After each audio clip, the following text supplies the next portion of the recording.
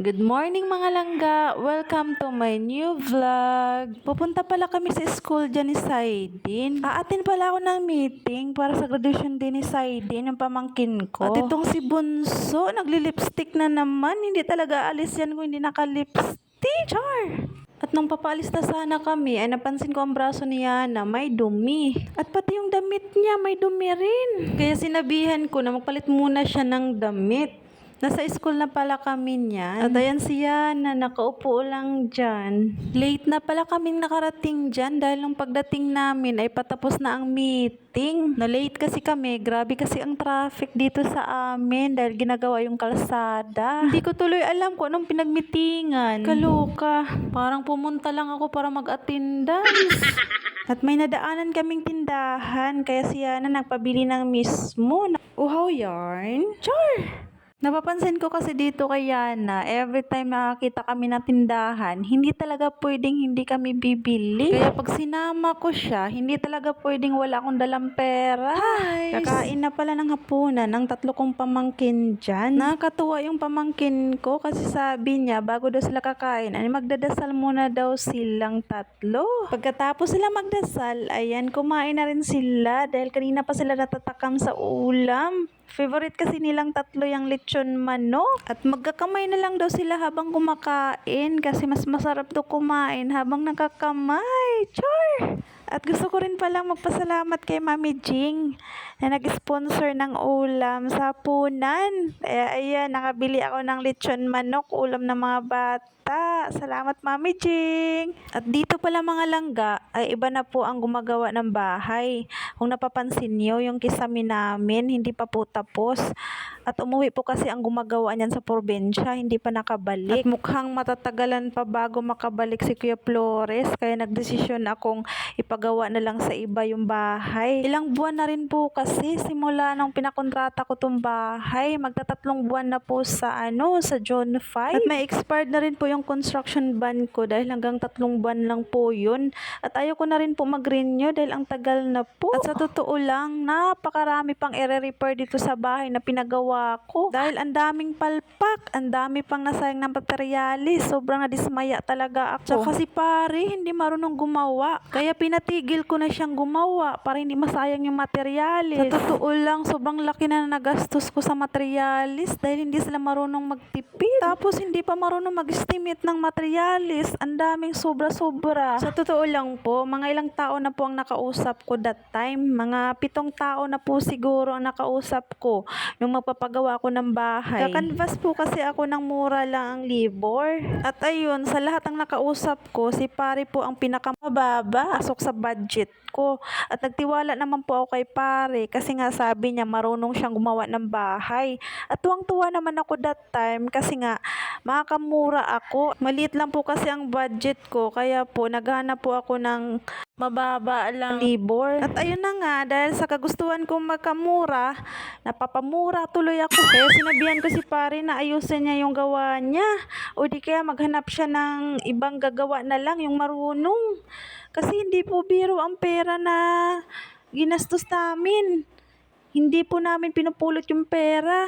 Pinaghirapan po ng asawa ko yung pinagawa ng bahay. Bali 4 po pala yung pumalit dyan. Bali sila po ang gumagawa ng mga subdivision dito sa amin. Kaya Sunday lang po sila pwede magtrabaho dito sa bahay. Bali ang mangyayari po niyan, yung balance ko po sa una nagkontrata ay sa kanilang 4 ko na lang po ibibigay.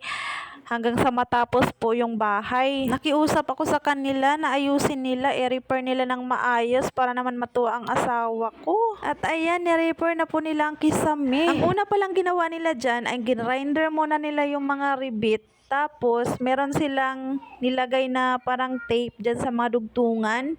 Pagkatapos noon ay nagmamasilya na po sila. 2 po pala sila ang gumagawa dyan sa kisame.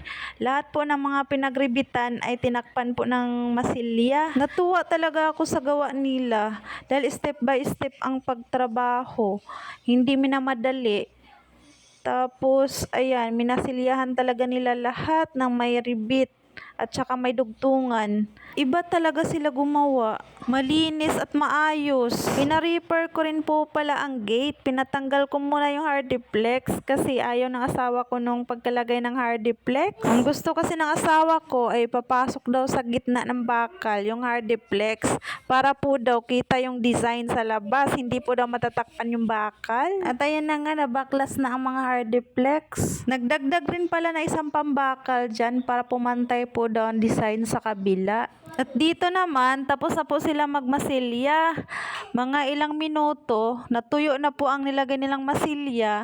Kaya ayan po, nagumpisa na po silang magliha. Ang bilis silang gumawa, malapit na matapos yung kisame. Sinabihan pala ako ni Kuya dyan na lumayo daw muna ako kasi sobrang alikabok. Puro puti na nga yung mga braso nila dyan at mukha. At talaga namang natuwa ako sa ginawa nila dahil niliha nila ng maigi. Natawa naman sila dyan kasi sinabihan ko, hala, anong nangyari sa mga mukha nyo? Bakit puro puti na? Tapos na pala sila magliha dyan. Tapos, winalisan lang ni Kuya para daw matanggal yung mga nakadikit na alikabok. Aalisin daw muna yung mga lahat ng alikabok bago daw siya maglalagay ng flat latex. At yung isa pala niyang kasama ay nag-uumpisa na ring maglagay ng skim coat sa pader. Ayan, gumanda na yung pader at yung kisame namin.